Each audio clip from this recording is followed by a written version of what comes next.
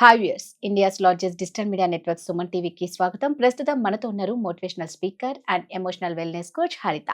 నమస్తే హరిత. హాయ్ రాధా, నమస్తే. మనం ఎప్పుడు ఈ మధ్య కాలంలో బాగా ఎక్కువగా చూస్తూ ఉంటాం బ్లాక్మెయిలింగ్.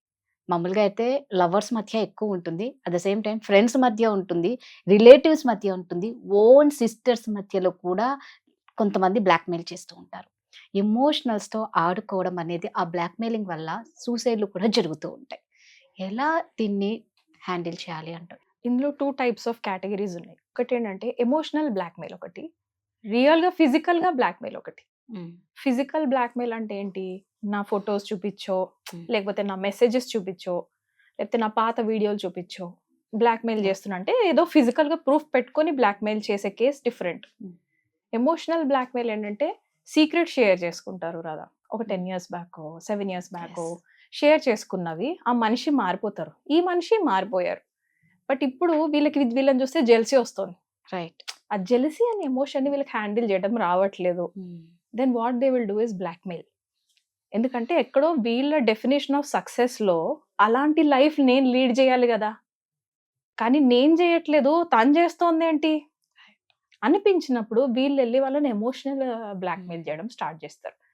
ఎట్లా అంటే వాళ్ళు జరిగిపోయిన సీక్రెట్ ఏదో 15 ఏళ్ల క్రితం షేర్ చేసుకున్నవి ఇప్పుడు తీసుకొచ్చి నువ్వు నాకు ఈ పని చేసి పెట్టకపోతే నేను నీ సీక్రెట్ నీ భర్తకు చెప్తా. కానీ జరుగుతున్నాయి రాదా. ఎంత నమ్మి సీక్రెట్స్ చెప్పాము అనేది నిజంగా వినే వాళ్ళు చాలా కేర్ఫుల్ గా ఉండాలి. మిమ్మల్ని మీ దగ్గర చెప్పినారు అంటే ఎంతో నమ్మే పాపం వాళ్ళ పర్సనల్ సీక్రెట్ చెప్తారు.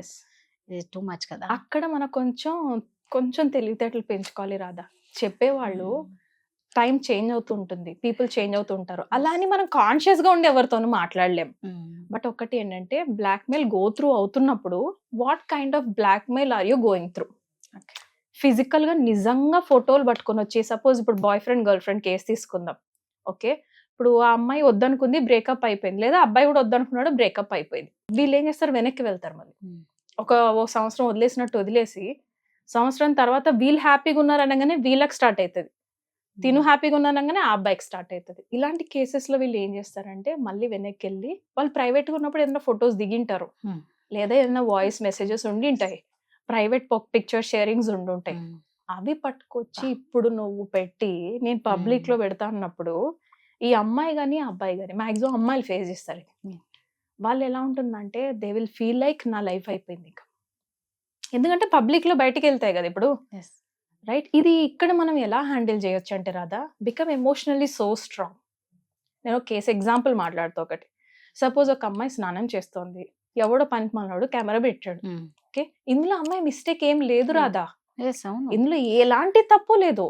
ఈ కేసులో అమ్మాయి ఇప్పుడు అబ్బాయి వచ్చి నేను ఈ వీడియో షేర్ చేస్తాను సో నువ్వు నా దగ్గరికి రావాలి అని అన్నాడు అనుకో, ఇక్కడ ఈ అమ్మాయి స్ట్రాంగ్ గా నిలబడగలగాలి.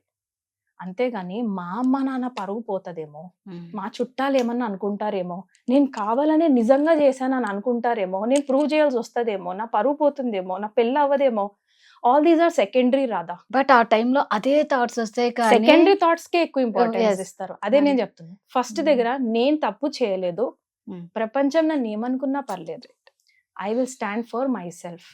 దేవుడికి చెప్పండి, can you please help me అని దేవుడిని అడగండి, దే విల్ హెల్ప్. గాడ్ ఖచ్చితంగా హెల్ప్ చేస్తాడు. ఇలాంటి మంచి వాళ్ళని ఆ టెంపరీ ప్రాబ్లమ్స్ వస్తాయేమో కానీ permanently they will feel happy life, they lead a happy life, no problem with that. ఇక్కడ ఈ అమ్మాయి పొరపాటున ఈ కేసులో అయ్యో అని ఆ అబ్బాయి దగ్గరికి వెళ్ళింది అనుకుందాం, తర్వాత ఆ అమ్మాయి బాడీని ఆ అమ్మాయి హ్యాండిల్ చేయాలిగా. ఇప్పుడు వాడికి అసలైన ప్రూఫ్ దొరుకుద్ది. అది నా చేతిలో లేదని నువ్వు చెప్పినా మేబీ జనాలు నమ్ముతారేమో. ఇప్పుడు బాత్రూమ్ లో ఒకవేళ బయటకు పడింది వీడియో, వాడు పెట్టేశాడు అనుకుందాం, నువ్వు వెళ్ళలేదు, at least you have a point, నేను నిజంగా చేయలేదు చేశాడు, so you can go to the police and take help.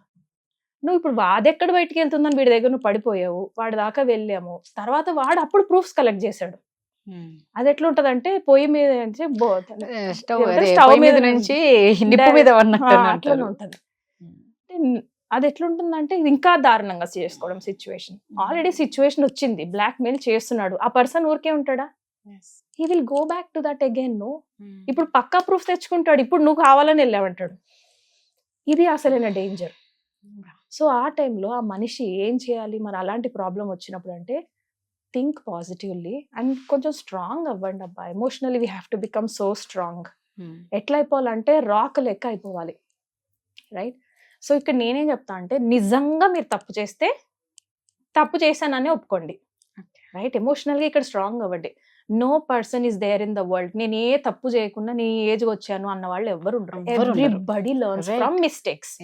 ఆ చిన్న పొట్టి మిస్టేక్స్ ఏముంటాయి, లవ్లు, బ్రేకప్లు, ఏదైనా చిన్న చిన్న షేరింగ్లు, ఇదే కదా. అది పెద్ద ప్రాబ్లమ్స్ ఏం కాదు చనిపోయేంత. ఏదైనా సరే don't kill your self, don't kill others, right? అంటే ఎమోషనల్ గా స్ట్రాంగ్ గా ఉండడం నేర్చుకోవాలి. ఎమోషనల్ గా స్ట్రాంగ్ గా ఎవరు నేర్పిస్తారు రాదా? మనకు మనమేనా? Life is a lesson.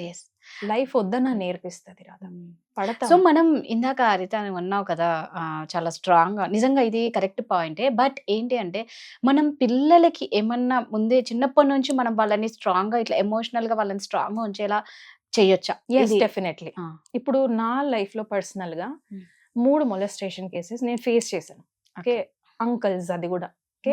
ఆ అంకుల్ మాతోని హ్యాండిల్ చేయటం, we were very young, first second classes, మాకు తెలియని కూడా తెలియలేదు. నాకు మా పాప బయటకు వెళ్తున్న ప్రతిరోజు భయం వేస్తుంది రాధ.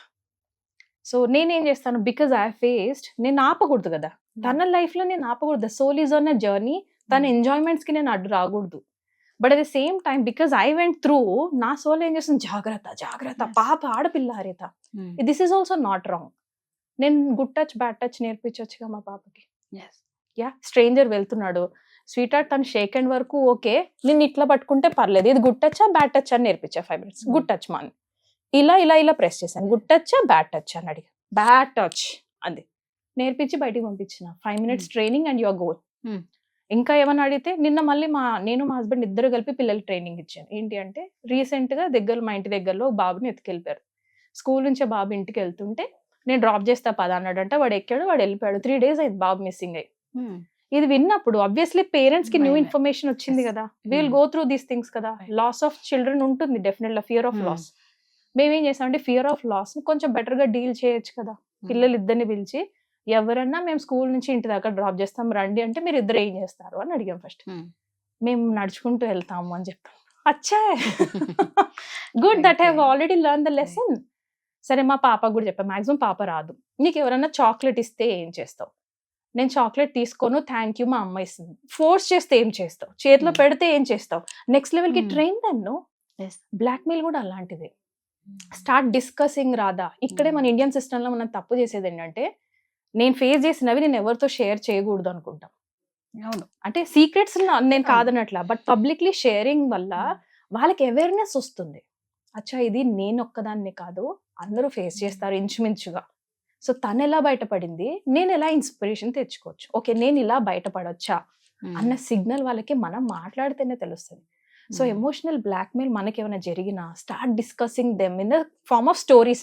తెలుసా అప్పుడు ఏమైందో అని కొంచెం మనం షేర్ చేయడం మొదలు పెడితే, people will get many insights, దానిలో చాలా లెసన్స్ నేర్చుకుంటారు. Start talking, start sharing. First of all మన బాడీలోంచి కూడా బయటికి వెళ్ళిపోతుంది రాదా, we will let that out. నిజంగా బ్లాక్మెయిలింగ్ అనేది చాలా డేంజర్ అండ్ వర్స్ట్ అనమాట. మీరు బ్లాక్మెయిల్ చెయ్యకండి.